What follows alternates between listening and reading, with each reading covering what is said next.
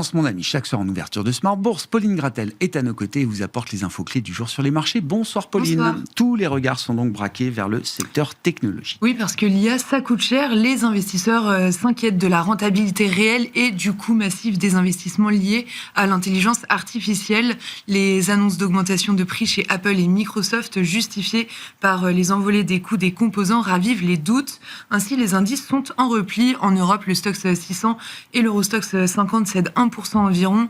Pareil pour le CAC 40 en France, qui évolue autour de 8350 points, lesté par STMicroelectronics, qui perd 3% dans ce contexte. Côté américain, les indices sont ouverts en repli. Le Nasdaq est pénalisé par cette situation et cède jusqu'à 1% dans les premiers échanges. Ouais, effectivement, l'ambiance est plutôt au redressement depuis l'ouverture de Wall Street, mais encore une fois avec une volatilité qui est remontée d'un cran sur le secteur technologique et notamment sur le secteur des semi-conducteurs, Pauline, avec un indice SOX.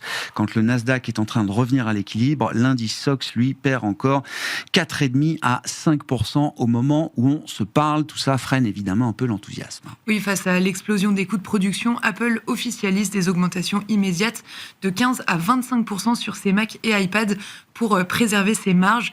À titre d'exemple, le MacBook Air subit une hausse de 200 € et l'iPad Pro voit ses prix s'envoler.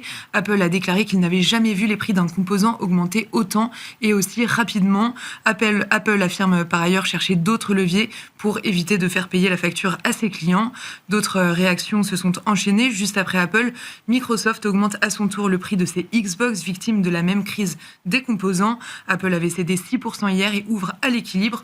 Microsoft progresse de 3%. Ouais, petit rebond pour Apple, effectivement, actuellement, mais pour le secteur des semi-conducteurs, c'est plutôt à nouveau la douche froide après le rebond d'hier.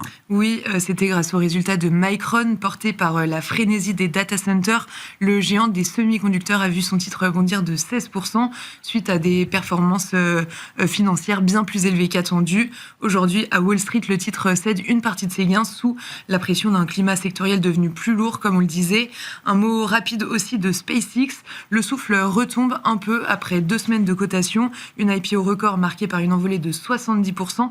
Le titre consolide. L'action évolue peu et se négocie autour de $150. Oui, la tech, c'est aussi l'Asie au sein d'indices lourdement chargés en valeurs technologiques. On pense au Kospi sud-coréen, mais le Japon également est un marché de technologie. Oui, le Nikkei a clôturé en repli de 4% ce matin après avoir gagné 4% hier. Le principal catalyseur, le coup de froid d'OpenAI sur SoftBank. Selon des informations du New York Times, OpenAI envisagerait de reporter son introduction en bourse à l'année prochaine. Le géant de l'investissement SoftBank, qui a massivement misé sur la start-up, a vu son titre s'effondrer de 12,5%. Au Japon, les investisseurs ont également certainement profité des doutes sur les coûts des infrastructures IA pour prendre des bénéfices. À noter également en France, dans le secteur de la défense, le titre Exail Technologies bondit de quasiment 30%. Oui, Exail confirme des informations de presse et indique être en discussion avec Safran en vue d'un rachat au prix de 128,50 € par action. Le groupe précise toutefois qu'il n'y a aucune garantie à ce stade de voir les négociations aboutir. Avec le rebond du jour, le titre se négocie autour de 120 €. Un mot également des grands marchés macro et des équilibres qu'on peut observer sur les marchés obligataires, par exemple, Pauline. Le rendement américain à 10 ans est tout à fait stable au cours de la séance pour évoluer autour de 4,40%. En Europe, le rendement allemand à 10 ans évolue autour de 2,85%. Sur le marché d'échange, le dollar cède du terrain après avoir flambé depuis une semaine. L'euro-dollar se traite autour de 1,14.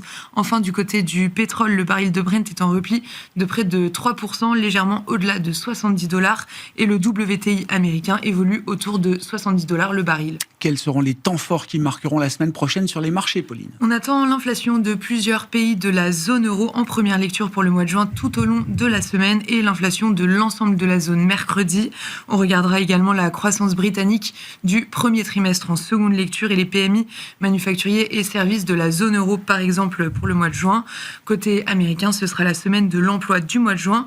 Exceptionnellement, elle se conclura avec le rapport du département du travail jeudi parce que les marchés américains seront fermés vendredi pour l'Independence Day. Tendance, mon ami, chaque soir en ouverture de Smart Bourse. Pauline Gratel à nos côtés, à vos côtés pour vous apporter les infos clés du jour sur les marchés.